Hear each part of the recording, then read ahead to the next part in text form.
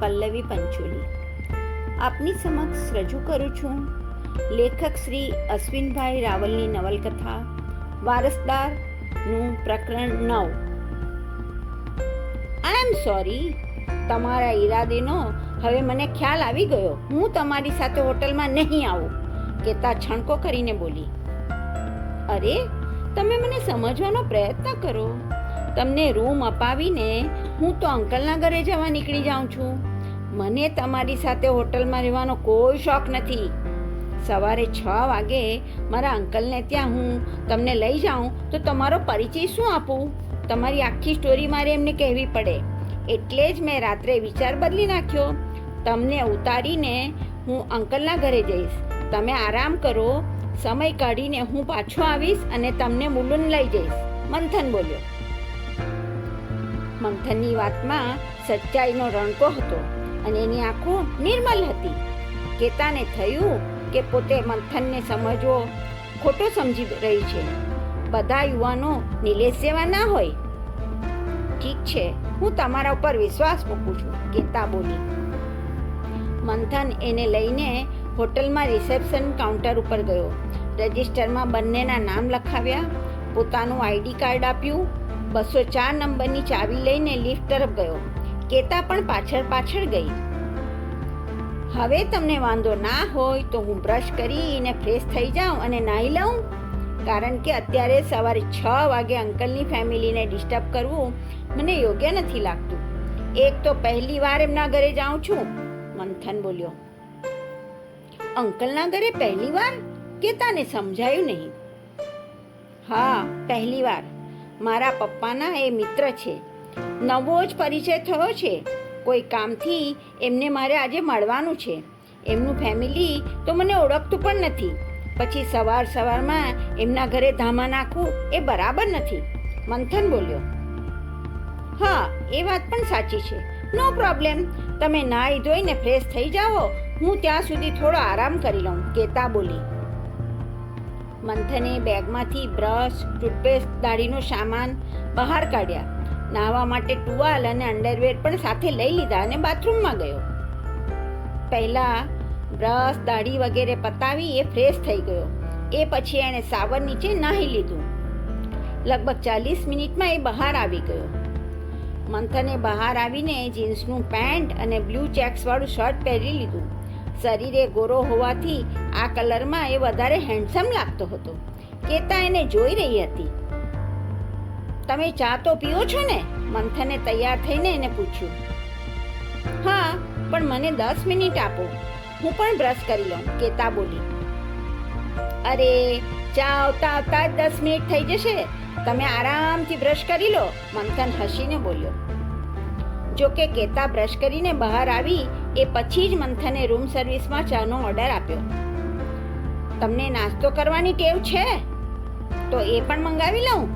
ચાનો ઓર્ડર આપ્યા પછી યાદ આવ્યું એટલે મંથન બોલ્યો.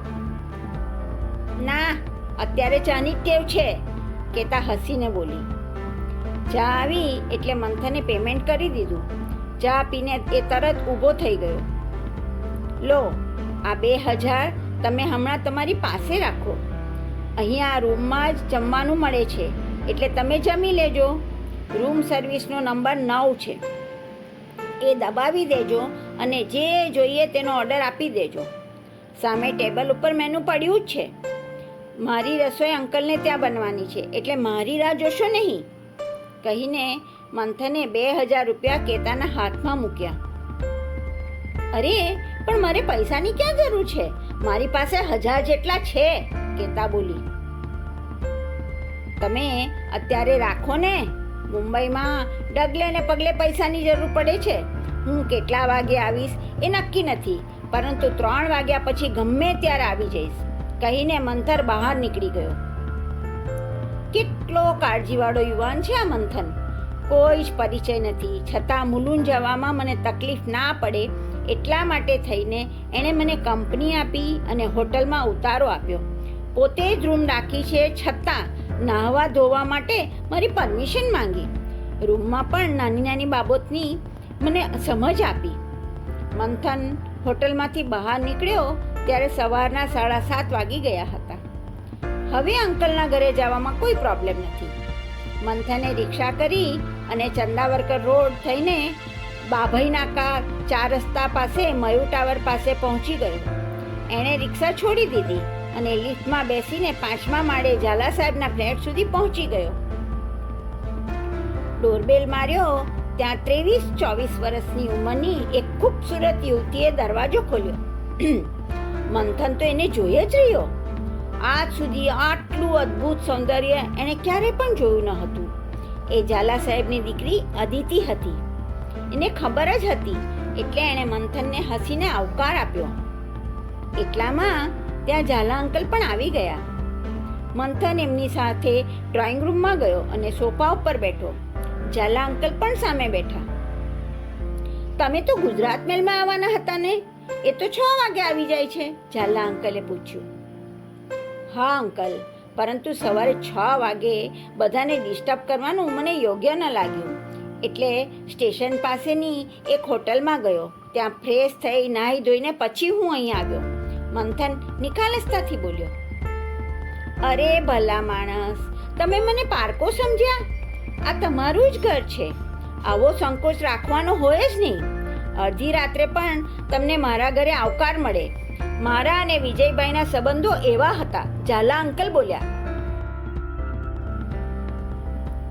થોડી જ વારમાં એમના પત્ની સરયુબા ડ્રોઈંગ રૂમમાં આવ્યા. મંથને ઊભા થઈને એમના ચરણ સ્પર્શ કર્યા. અરે અરે, તમે તો બ્રાહ્મણના દીકરા છો, તમારે એમને પગે લાગવાનું ના હોય. તમારા સંસ્કાર જોઈને મને ખૂબ જ આનંદ થયો.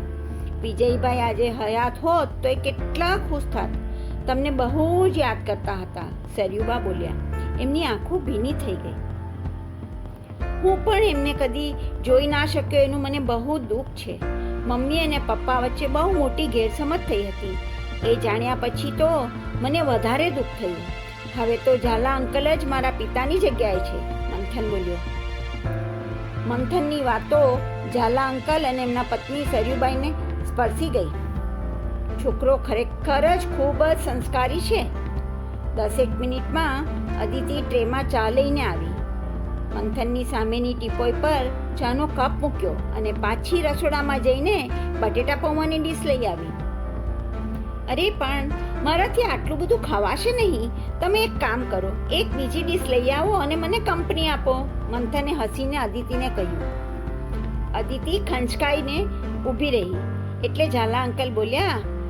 જા બેટા, બીજી ડીશ લઈ આવ. મંથન ઘરનો જ છે, સંકોચ રાખવાની જરૂર નથી, અંકલ બોલ્યા. અદિતિ કિચનમાં જઈને બીજી ડીશ લઈ આવી. મંથને પોતાના હાથે થોડાક બટેટા પૌવા અદિતિની ડીશમાં ઠાલવ્યા. અદિતિએ ડીશ લઈને કિચનમાં જતી રહી. એ બહુ શરમાળ છે, તમારી સામે નહીં ખાય, સરયુબા બોલ્યા. તમારો ફ્લેટ ગઈકાલે સાફસૂફ કરાવી દીધો છે. હવે તમારો શું પ્રોગ્રામ છે? ઝાલા અંકલ બોલ્યા. આજે તો બપોરે મારા મિત્રને મારે મળવાનું છે, એટલે સાંજ સુધી તો હું એની સાથે બિઝી છું. રાત્રે હું અહીં આવીશ. કાલે સવારે તમે જ મારી સાથે મલાડ આવો, કારણ કે મલાડનો મને કોઈ આઈડિયા નથી, મંથન બોલ્યો. તમે જેમ કહો તેમ, મને કંઈ પ્રોબ્લેમ નથી. કાલે સવારે આપણે સાથે જ મલાડ જઈ આવીએ. તમને કાલે તમારા પપ્પાની અંધેરીની ઓફિસ પણ બતાવી દઉં. 2 વર્ષથી તો ઓફિસ બંધ જ છે, પરંતુ એક જમાનામાં આ ઓફિસ ધમધમતી હતી. વિજયભાઈએ ઘણી બધી સ્કીમો આ ઓફિસમાં બેસીને કરેલી, ઝાલા અંકલ બોલ્યા. મારે પણ હવે કન્સ્ટ્રક્શન બિઝનેસ વિશે જ વિચારવું પડશે. સિવિલ એન્જિનિયર થયેલો છું અને ટોપ રેન્કર છું. પપ્પાનું જ લોહી મારામાં છે, મંથન બોલ્યો. તમારા વિચારો જાણીને મને ખૂબ જ આનંદ થયો. તમારા જ્ઞાનનો શ્રેષ્ઠ ઉપયોગ તમે મુંબઈમાં જ કરી શકો. તમારા જેવા સ્માર્ટ વ્યક્તિ માટે અમદાવાદ બહુ નાનું પડે.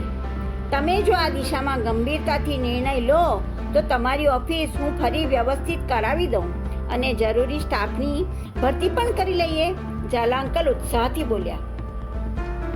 હું ચોક્કસ તમને કહીશ. મુંબઈ શિફ્ટ થવાનો હજુ મેં ફાઇનલ નિર્ણય નથી લીધો, છતાં તમારી વાત ઉપર ચોક્કસ વિચાર કરીશ. એટલા માટે તો હું મુંબઈ આવ્યો છું.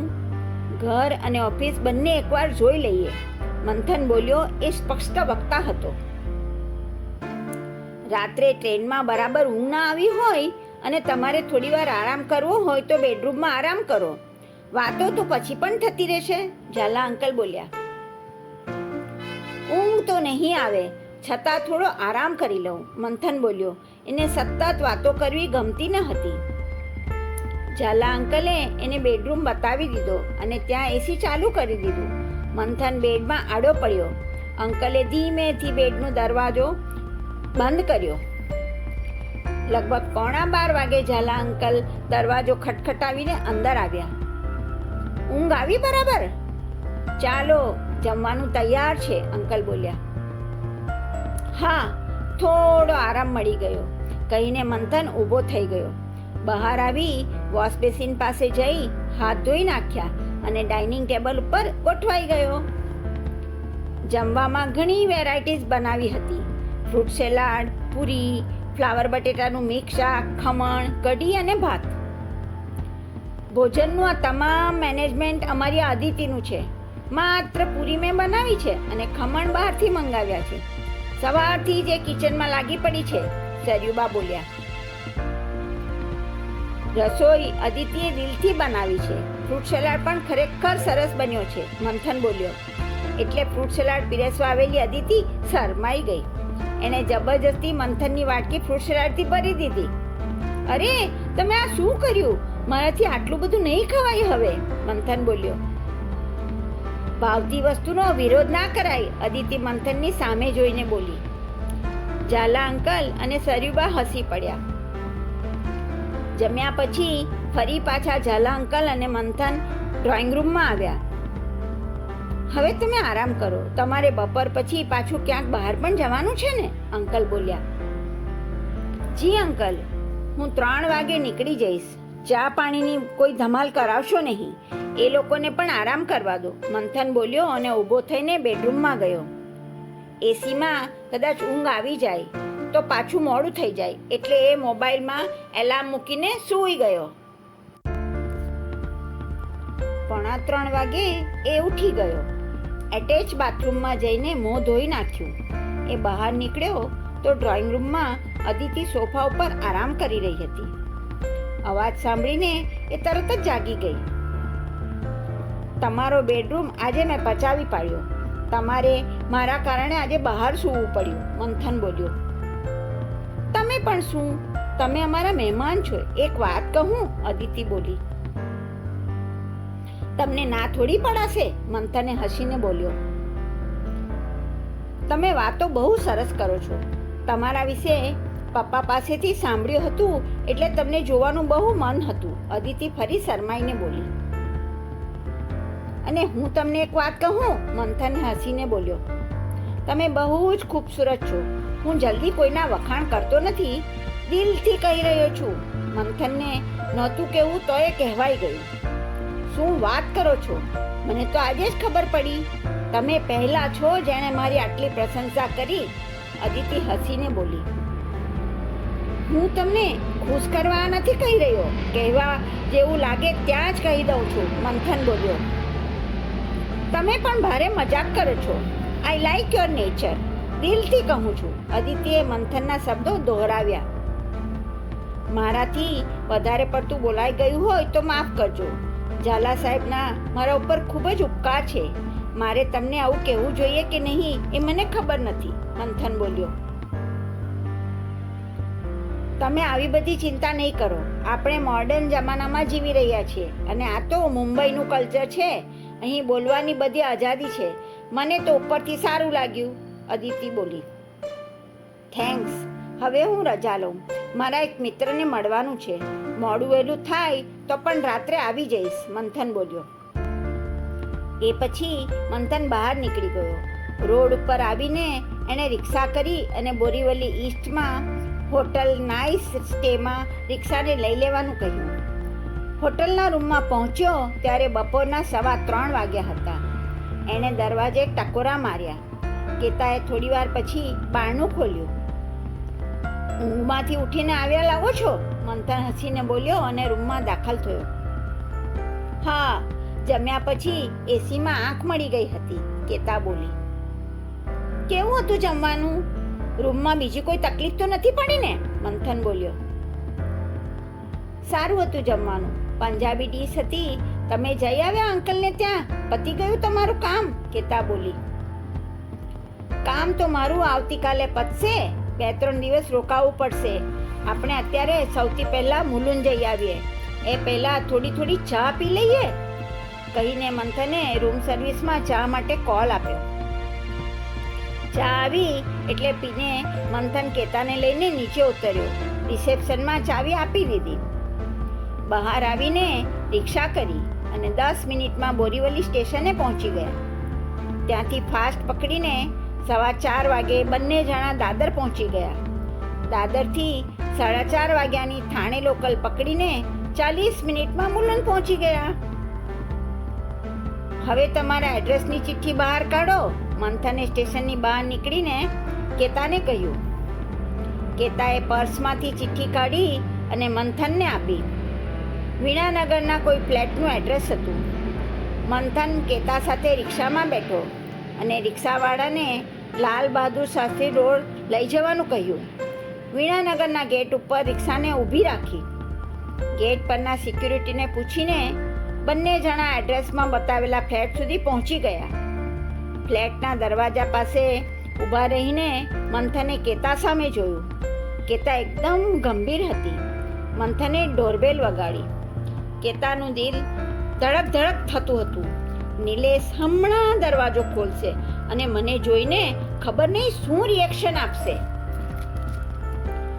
નિલેશ દરવાજો ખોલશે, એ કેતાને જોઈને શું કરશે, એ જાણવા જોડાયેલો રહો અમારી ચેનલ સાહિત્ય યાત્રા સાથે. ટૂંક સમયમાં જ આગળનું પ્રકરણ 10 પ્રકાશિત થશે. આભાર.